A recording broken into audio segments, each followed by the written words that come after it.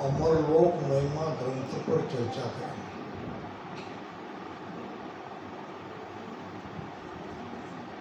हम और आप सभी जानते हैं कि हम इस धारा में क्यों आए। गुरु महाराज के शरण में हम इसलिए आए कि हमें अमरलोक जाना है। जाएंगे तब तो जाएंगे ही जाएंगे, निश्चित जाएंगे, मगर वो लोक कैसा है, वहाँ का सुख कैसा है, क्यों हमें उस लोक में जाना चाहिए,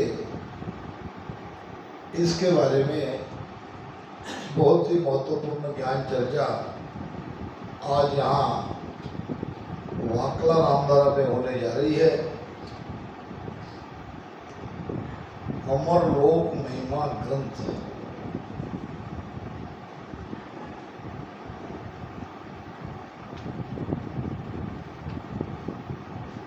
दिखता आप लोगों को?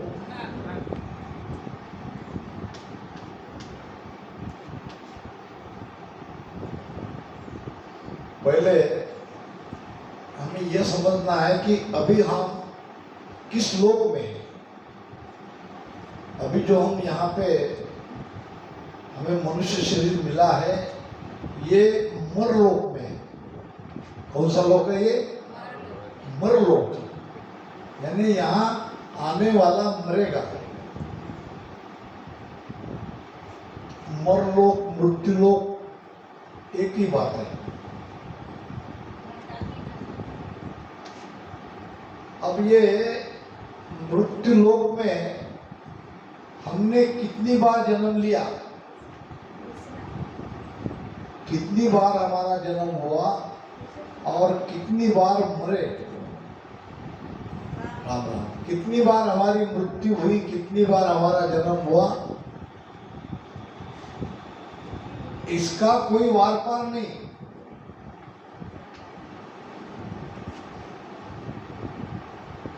और अगर अब के बाद कुछ उपाय नहीं करेंगे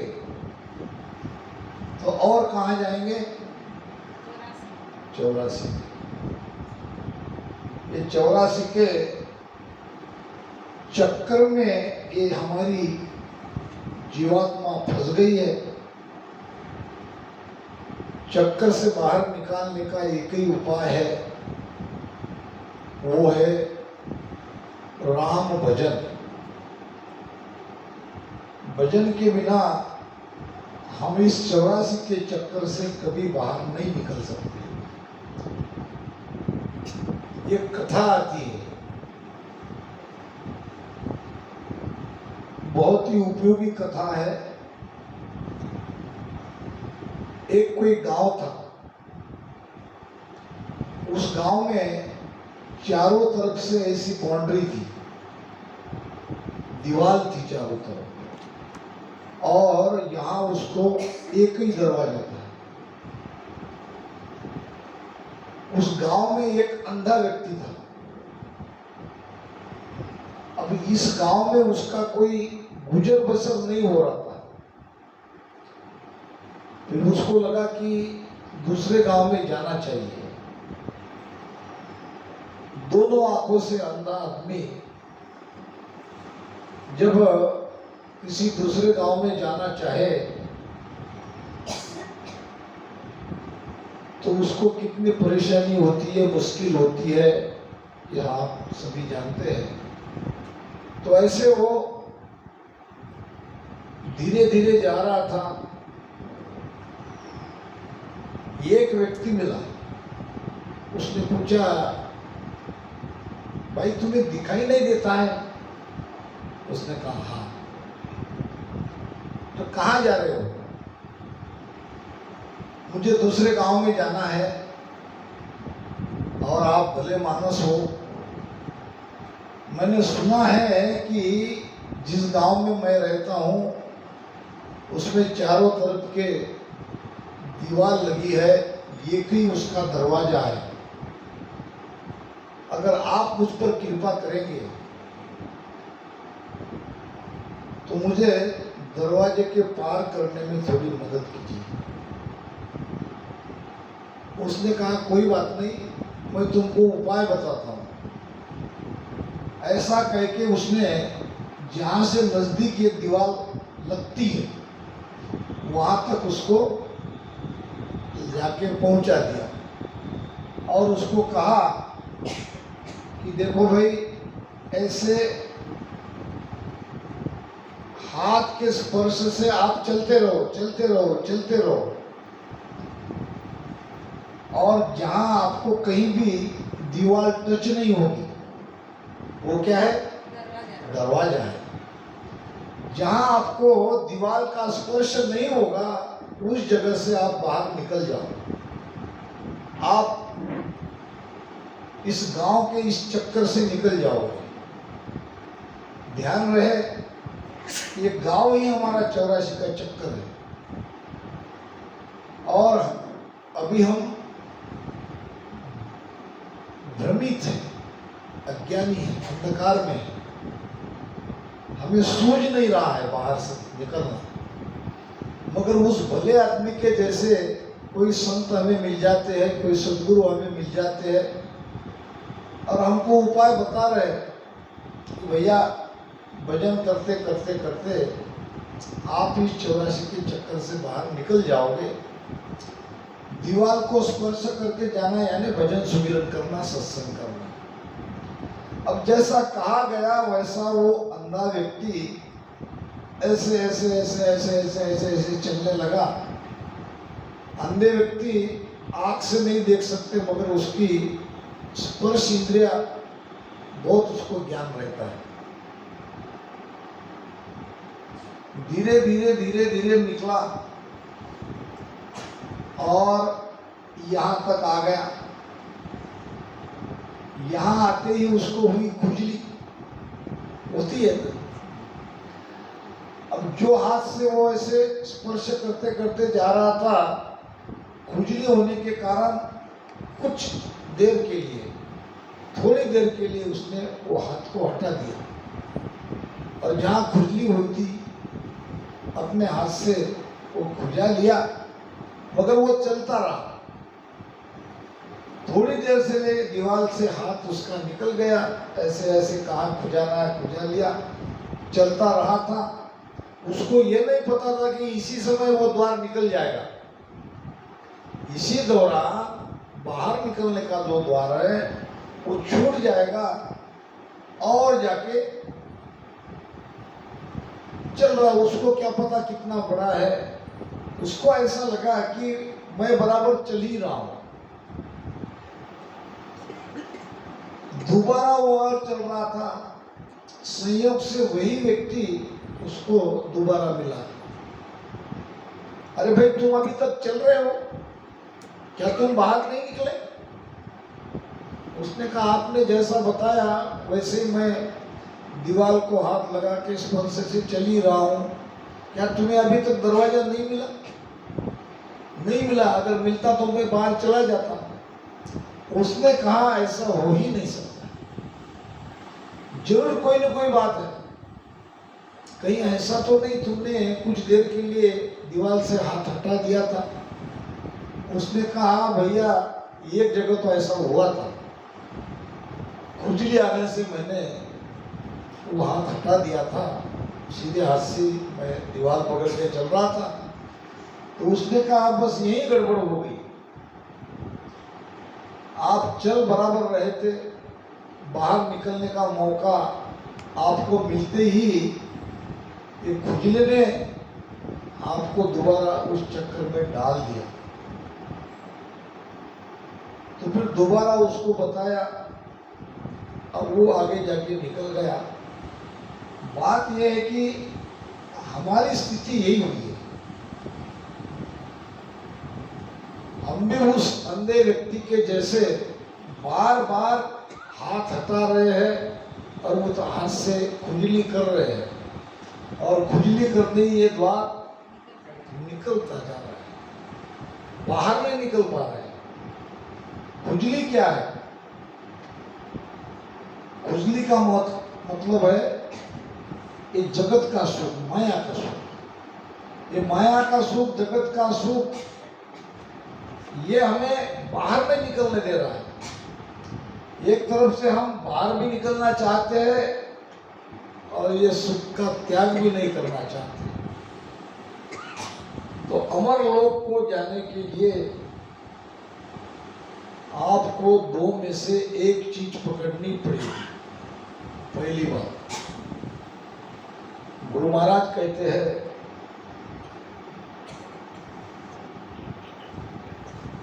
एक हजस में गुरु महाराज ने कहा है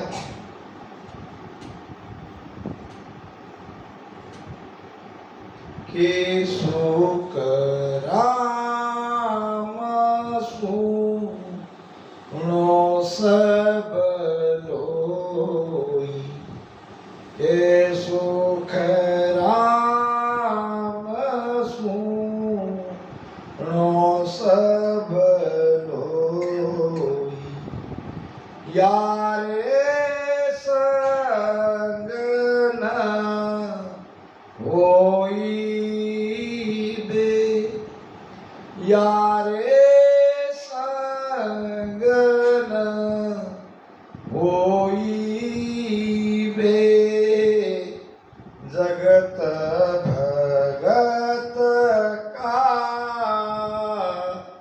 है दोय मार, जगत भगत का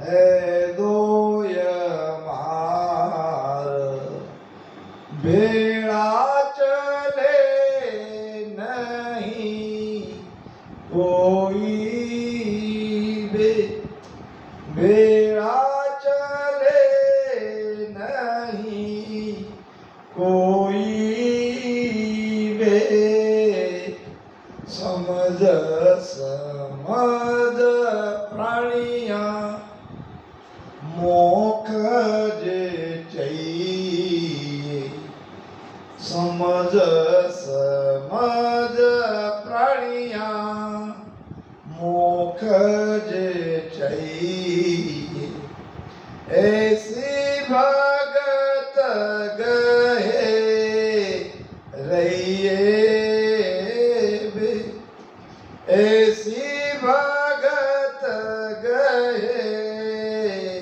रहिए बे, सतगुरु शरणो दार सिर ऊपर, सतगुरु शरणो दार सिर ऊपर, राम राम मुख लइए बे, राम राम मुख लइए बे, समझ समझ दो बार कहा है। दो बार इसलिए कहा है कि हम समझ नहीं रहे, हम एक बार में मान नहीं रहे। समझ समझ प्राणियां अर्थात मनुष्य प्राणी मोक्ष जे चाहिए, आपकी डिमांड मोक्ष की है कि ये अपने आप को आप पूछो, भीतर में टटोलो, अपने आप को स्वयं को प्रश्न करो, क्या सचमुच हमको मोक्ष में जाना है? क्या सच में हमें अमर होना है? क्या सचमुच हमें ऐसा लग रहा है कि अब ये बार बार जन्म लेना नहीं चाहिए, बार बार मरना नहीं चाहिए? अगर उत्तर हाँ है तो आगे का उपाय बताया जाएगा। उत्तर नहीं है तो कोई करने की आवश्यकता नहीं है, वैसे भी 84 में चले ही जाओगे, जो कर रहे हो वो करते रहो। हाँ है तो सोचना पड़ेगा। यहाँ जो बैठे हैं सब ये हाँ वाले बैठे हैं, नहीं वाले यहाँ तक नहीं आए, वो तो बेचारे अपने घर गृहस्थी में काम धंधे में लगे हैं। तो जाहिर है अगर हम हाँ कह रहे हैं अगर हमें मोक्ष चाहिए तो हमको ये बात समझनी पड़ेगी जो गुरु महाराज ने बताई है, समझ समझ हंसा जे मोक चाहिए। बहुत आसान बात है, कभी कभी क्या है हम इस चीज को समझ नहीं रहे। अगर हमारे अंदर में ये तड़प है, हम अमर होना चाहते हैं, तो क्या करना पड़ेगा? जो गुरु महाराज ने कहा है वही हमको सबको करना पड़ेगा। सबके लिए एक ही उपाय है, ऐसी भगत कहे रहिए भी, ऐसी भक्ति धारण करो कि जिस भक्ति को धारण करते ही हम बंधन से मुक्त हो जाए। मोक्ष का नाम है बंधन से मुक्त होना, मोक्ष का नाम है अमर हो जाना। एक जगह बड़ी सुंदर बात कही है, मैं आप लोगों के लिए बार बार इसलिए बीच बीच में हर्जस लेता हूँ। एक तो वो विषय से कनेक्टेड रहती है, दूसरी बात यहाँ मैंने देखा हमारी बहन बेटियां बहुत बढ़िया हर्जस गाती है, तो ये राग को आप पकड़े।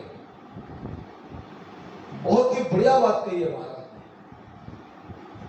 कि भगत मुगत की गेल संभाओ,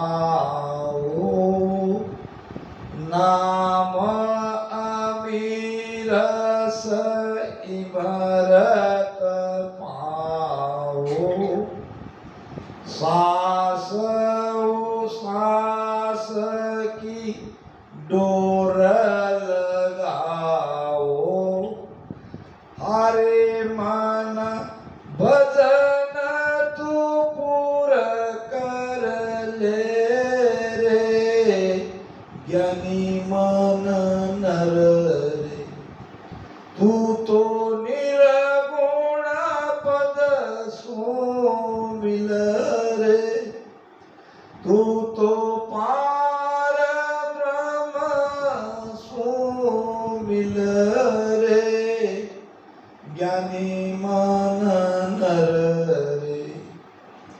उपदेश किया है, क्या उपदेश किया है?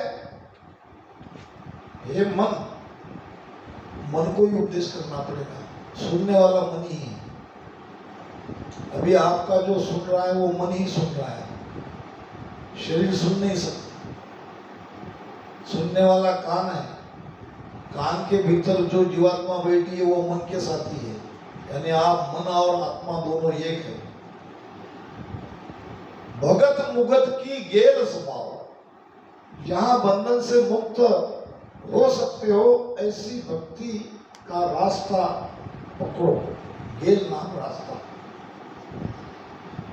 अब उस भक्ति के रास्ते में नाम प्रकट करने की बात सभी कहेंगे। कलयुग में बिना सुमिरन बिना नाम लिए हम मोक्ष में नहीं जाएंगे। कलयुग केवल नाम आधारा, सिमर सिमर तन उतरे पार।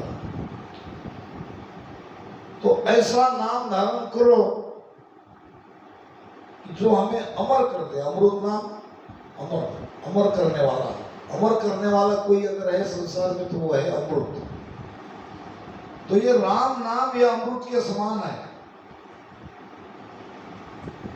नाम अमीर रस इमरत पाओ। सदगुरु से ये राम नाम को प्राप्त करो और राम नाम को रटो। ये राम नाम आपको अमर कर देगा। रटन कैसे करना है? तो सांस उश्वास की डोर लगाओ। भीतर जाती है वो श्वास है, वो सांस बाहर निकलती है।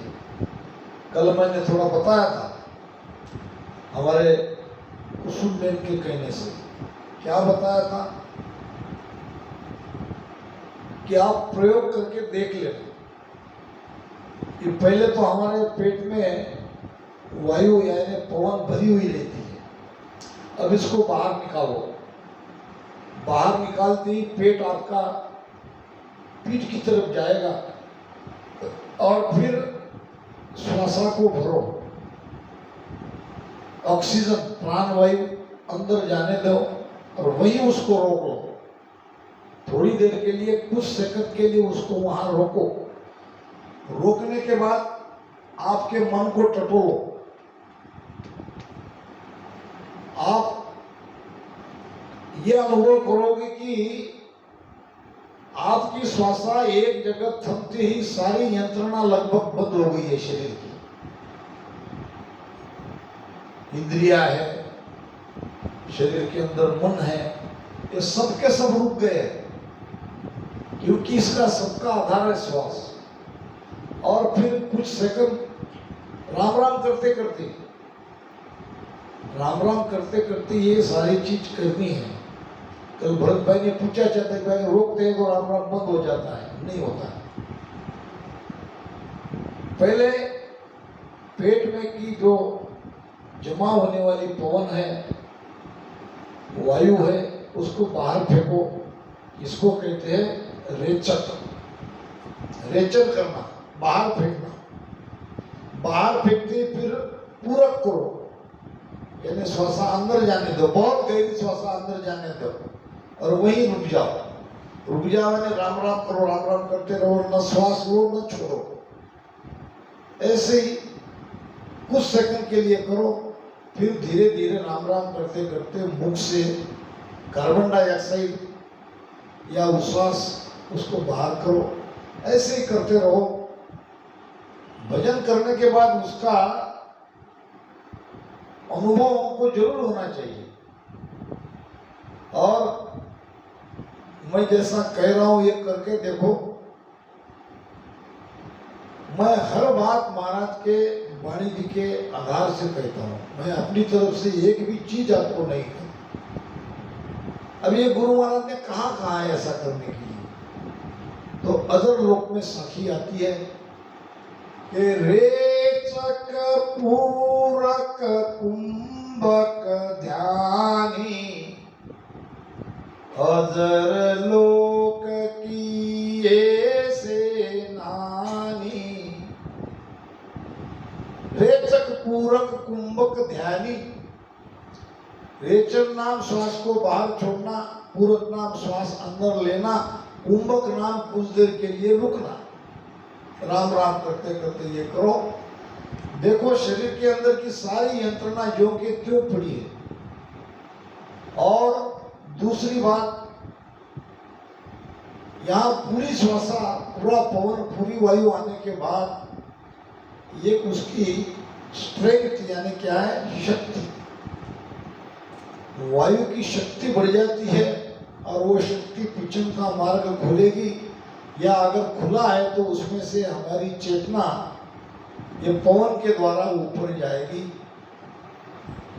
तो भगत मुगत की गेल संभाओ, नाम अमीरत इमरत पाओ, सांस उसास की डोर लगाओ, हारे मन भजन पूर्ण कर ले। पूर्णा भरपूर। जब तक तृप्ति नहीं आती तब तक भजन करते रहो। और यही जो बता रहा हूं ऐसे करो। तो इसको कहते हैं मोक्ष का रास्ता। अब महाराज कह रहे हैं, समझ समझ प्राणिया मोक जे चाहिए, ऐसी भगत गए रहिए वे। अब भक्ति धारण कर ली, भजन सीख लिया, भजन का भेद मिल गया, भजन करने लगे। अब थोड़ा उसमें और जोड़ना है। क्या जोड़ना है? शरणों। शरणों क्या है? एक एक शब्द को हमको समझना पड़ेगा। शरणों किसको कहते हैं? शरणों का मतलब क्या है? अभी तक हम मनमुखी थे। मनमुखी समझते हो? मनमुखी क्या होता है? बस आदेश देने वाला मन, मानने वाले हम। मन में जो भी इच्छा हुई हम करते गए। मन कहेगा आज मीठा खाना है, चलो बना लो। मन कहेगा आज कहीं गांव जाना है, चलो निकलो। जैसा मन कहता है वैसा मानने वाला मनमुखी कहलाता है। सारा जगत मनमुखी है। सारा जगत मनमुखी है। मन का ही तो मान रहे हैं। मन का मान रहे इसलिए विपत्ति में पड़ रहे हैं, दुख झेल रहे हैं, मगर ये सोचते नहीं कि ये बार बार दुख हमको क्यों मिल रहा है। दुख मिल रहा है कर्म का कारण, कर्म के कारण हमको दुख मिल रहा है। कर्म का करता है मन, और मन की आज्ञा के बाहर निकल नहीं रहे, या हमें यह पता ही नहीं है मन और हम अलग है, एक ही मान के चलते हैं। तो ये मनमुखी हम सब थे, इसलिए कह रहा हूं कि अभी हम गुरुमुखी हो गए। अब मनमुखी से गुरुमुखी बनना, इसको कहते हैं शरणा। गुरुमुखी बनने का मतलब, अब जैसा गुरु कहते हैं वैसा मानेंगे, जैसे वाणी जी कहती है वैसा हमको रहना है। हमारी करनी रहनी में बहुत अंतर आ गया। करनी भी हमारी सुधर गई, रहनी भी हमारी सुधर गई, क्योंकि अब हम धीरे धीरे मन की नहीं मान रहे हैं। एक समय ऐसा आएगा हम मन को चैलेंज कर सकते हैं। एक भजन आपने सुना होगा,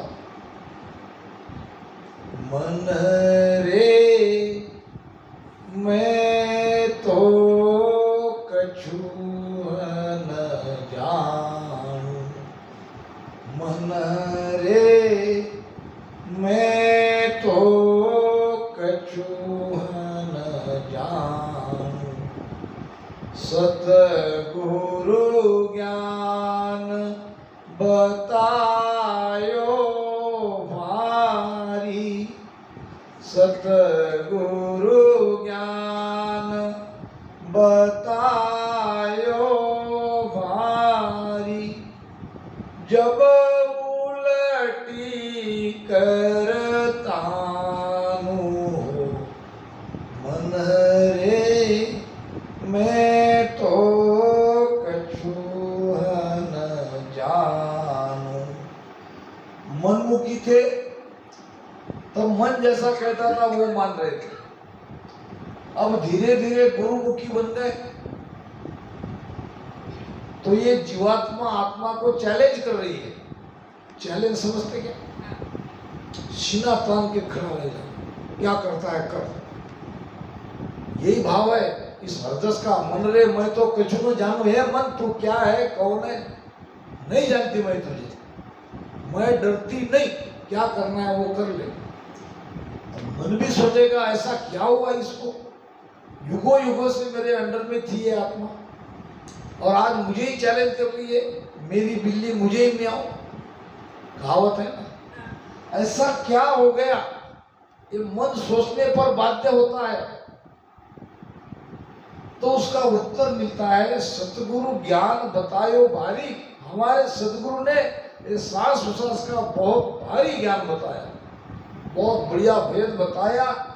ये भेद से भजन करने पर हम उलटकर तान के उसके सामने खड़े रह गए, क्योंकि इसकी ताकत हमको समझ गई। पहले हम बहुत डरते थे मन से, अब मन के सामने सीना तान के खड़े रह रहे हैं, क्योंकि हमको पता चल गया है गुरु महाराज के ज्ञान से कि ये मन पर कुछ नहीं है, कुछ नहीं कर सकता, ये ऐसे ही डराता है। अभी भी अगर मन आपको डरा रहा है तो गुरुमुखी बने नहीं। मन डराता है, ये कैसे समझे? सुनिए अभी, हमको मन डरा रहा है, क्या मन बोल के थोड़ी बताएगा? क्या मन क्रोध से हमारे तरफ देखेगा थोड़ी? मन अभी भी हमारे पर राज करता है, ये कैसे समझ में आता है? देख लो, भजन में बैठ गए, 15 मिनट भजन का आदेश मिल गया, 5 ही मिनट में तरह तरह के विचार आने लगे। मन का आपके साथ संवाद हो रहा है, मन कहेगा 15 मिनट ज्यादा होते ना, तो कोई ना कोई काम याद दिलाएगा, या तो प्यास लगेगी, या तो किसी को मोबाइल कॉल करना है वो मन याद दिलाएगी। सारी चीजें मन करता है। आप किसी भी प्रकार से इसमें से उठ जाओ, वो आपके साथ संवाद करेगा। और आप अगर उसकी हामी भर रहे हो, चलो चले गए बातों,